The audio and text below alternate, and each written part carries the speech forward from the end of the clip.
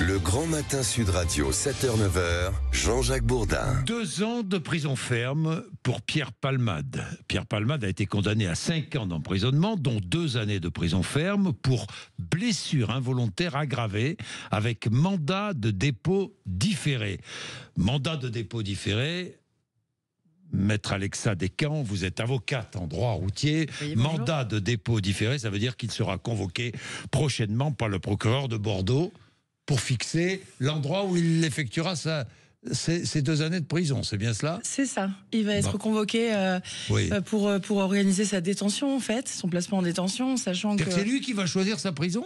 Non, il va pas choisir sa prison, mais bon il va être convoqué pour voir les modalités, comment il va être placé en détention pendant au moins 1 an. Oui. Donc, on peut aménager avec un bracelet pendant 12 mois le reste, mais il y aura au moins 1 an qu'il va falloir faire. Oui. Donc, il va être convoqué pour toutes les modalités de placement en pénitentiaire. Donc, c'est-à-dire que le procureur va lui dire, vous allez effectuer votre peine dans telle prison. C'est ça. Et lui va demander un aménagement dans la prison, quoi, si je comprends bien. Alors, il va certainement faire état de problèmes médicaux. Oui. Peut-être demander un placement plutôt en hôpital. Oui. En hôpital, c'est possible. C'est possible, ouais, oui. C'est possible. En tout cas, il va être écroué pendant 1 année, ça c'est certain. Oui. Maintenant. Mais quelle sorte d'hôpital alors? Ça peut être un hôpital psychiatrique qui appartient à la pénitentiaire, par exemple. Enfin, il y a des hôpitaux qui sont réservés pour ça. D'accord, d'accord. Donc, bon, il a aussi ce sursis sur la tête, cette épée de Damoclès, si je puis dire, les 3 années supplémentaires. Surtout, aucune infraction pendant 3 ans, c'est bien cela? Aucune infraction pendant 3 ans et surtout un suivi. Un suivi obligatoire, c'est une mise à l'épreuve. Donc, obligation de soins, interdiction de travailler et de conduire. Il va être très surveillé pendant effectivement 3 ans qui vont suivre. Alors, il a été condamné pour blessure involontaire aggravée. Est-ce qu'il a eu un traitement de faveur, selon vous? Vous connaissez bien ces affaires, vous les traitez et vous plaidez régulièrement. Est-ce qu'il a bénéficié d'un traitement de faveur? Non, pour moi, il n'a pas bénéficié d'un traitement de faveur. Mais il n'a pas bénéficié non plus d'un traitement de défaveur. C'est-à-dire qu'ils ont traité ce dossier, le parquet dans ses réquisitions, comme le président dans sa décision finale, comme un dossier de blessure involontaire aggravée, comme on peut en voir beaucoup malheureusement. Oui. Tous les jours, des tribunaux traitent des dossiers comme celui-là. Ce sont des réquisitions très classiques en fait.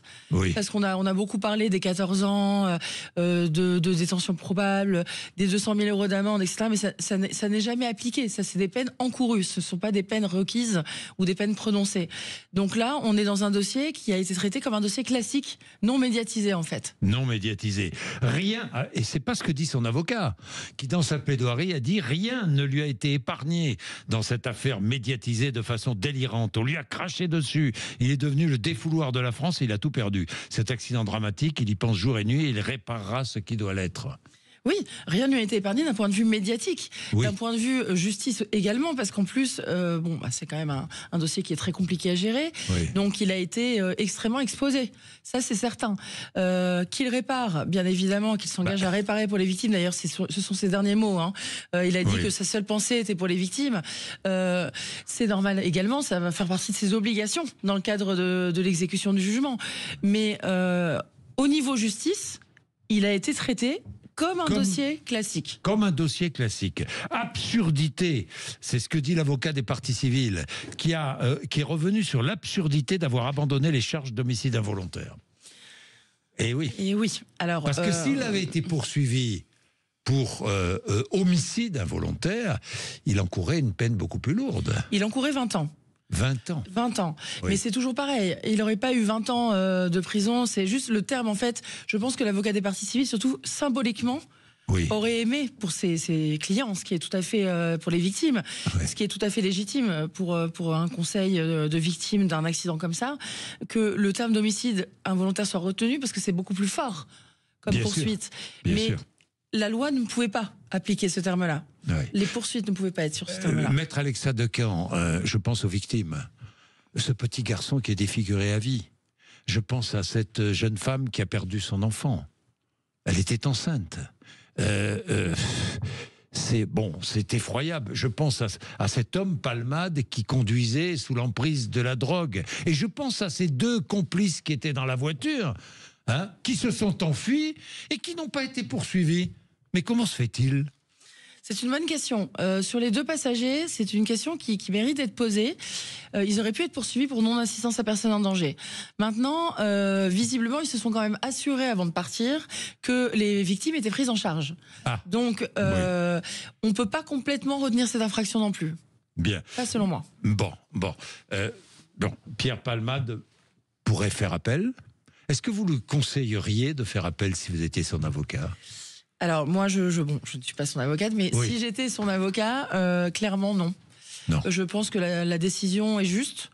Il faut s'en arrêter, surtout avec ce dossier, parce que là, ça va remettre des pièces entre guillemets dans la machine. Il va être exposé de nouveau, et en plus, c'est très critiquable dans le sens où il a déjà été tellement mis à mal, ce qui est, vu les faits, ce qui peut paraître logique. C'est logique. Là, si en plus il fait appel d'une décision qui est relativement juste d'un point de vue juridique et d'un point de vue justice, je pense que là, il va chercher le bâton pour se faire battre, clairement. Bien. Merci, Maître Alexa Descamps. Puis on pense à toutes les victimes de la route. Encore une fois, toutes les victimes de la route, de conducteurs fous, de conducteurs qui sont sous l'emprise de la drogue. C'est effroyable. Quand j'ai entendu les témoignages des victimes, c'est effroyable. Bien, merci Maître Alexa Descamps d'être venu nous voir ce matin, avocate en droit routier. 7h19, le rappel des titres de l'actualité, Laurie Leclerc. Laurie.